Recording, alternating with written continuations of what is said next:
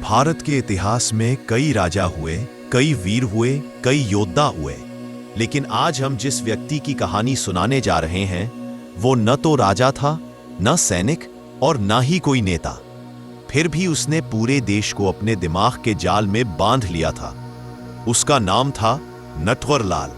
पूरा नाम मिथिलेश कुमार श्रीवास्तव। साल था 1969। आगरा में एक विदेशी व्यापारी अपने हाथ में एक सरकारी रसीद लिए खड़ा था। रसीद पर लिखा था कि उसने ताजमहल खरीदा है। रसीद पर सरकारी मुहरें थीं, हस्ताक्षर असली लग रहे थे और उस व्यापारी के चेहरे पर गर्व झलक रहा था। कुछ घंटे बाद जब वह कागज लेकर स्थानीय प्रशासन के पास पहुंचा तो अफसर हंस पड़े। तुम्हें ठग लिया गया है और जिसने ठगा है उसका नाम है नटवरलाल।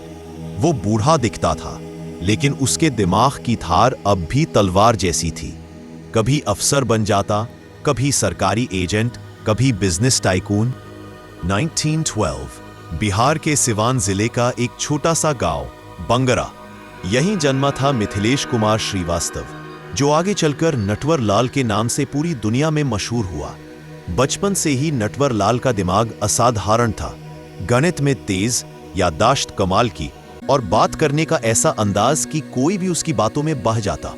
उसके पिता चाहते थे कि वह एक ईमानदार वकील बने, लेकिन नटवरलाल की किस्मत में कानून बनाना नहीं, कानून तोड़ना लिखा था।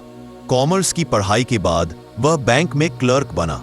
वहीं उसने पहली बार किसी के सिग्नेचर की हूबहू नकल की और खाते से पैसे निकाल लिए। वो पकड़ा नहीं गया और इसी के साथ उसने समझ लिया कि अगर दिमाग तेज हो तो दुनिया को मात दी जा सकती है। यही से शुरू हुआ उसका खेल। धीरे धीरे नटवरलाल ने ठगी को एक कला में बदल दिया। इसने 50 से भी ज्यादा झूठी पहचानें बना ली। कभी सरकारी अधिकारी, कभी टैक्स इंस्पेक्टर, कभी उद्योगपति। हर रूप में वो असली से भी ज्यादा असली लगता था। वो अपने शिकार से इतनी आत्मीयता से बात करता कि सामने वाला सोचता ये तो बहुत भरोसेमंद आदमी है। कहते हैं नटवरलाल ने अपने जीवन में ताजमहल को 3 बार, लाल किले को 2 बार और राष्ट्रपति भवन को 1 बार बेचा। वह विदेशी पर्यटकों को सरकारी अधिकारी बनकर मिलता, नकली दस्तावेज और सरकारी सील दिखाता और कहता भारत सरकार इन ऐतिहासिक इमारतों की नीलामी कर रही है। आप जैसे निवेशकों के लिए यह सुनहरा मौका है। उसके आत्मविश्वास और बोलने के अंदाज से सब उसे सच मान लेते थे। वो पैसे लेता, रसीद देता और फिर गायब हो जाता। नटवरलाल ने भारत के सबसे बड़े उद्योगपतियों टाटा, बिरला, अंबानी के नाम से नकली सिग्नेचर वाले चेक तैयार किए और लाखों रुपए निकाल लिए। उसके नकली दस्तावेज इतने परफेक्ट होते थे कि बैंक मैनेजर तक धोखा खा जाते थे। कहते हैं उसने 100 से ज्यादा ठगी के मामले किए और हर बार पुलिस को चकमा दिया। वो कई बार गिरफ्तार हुआ। दिल्ली, मुंबई, पटना, कानपुर, लखनऊ, हर जगह उसका नाम पुलिस रिकॉर्ड में दर्ज हुआ। अदालतों ने उसे कुल 113 साल की सजा सुनाई, लेकिन उसने कभी एक जगह ज्यादा दिन जेल नहीं काटी। वो 8 बार जेल से भागा, कभी भेष बदलकर, कभी नकली डॉक्टर बनकर, कभी जेलर को बेवकूफ बनाकर। उसका आखिरी और सबसे मशहूर भागना 1996 में, जब वो 84 साल का था।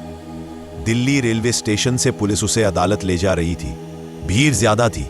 1 सेकंड को सबका ध्यान बंटा और नटवरलाल गायब।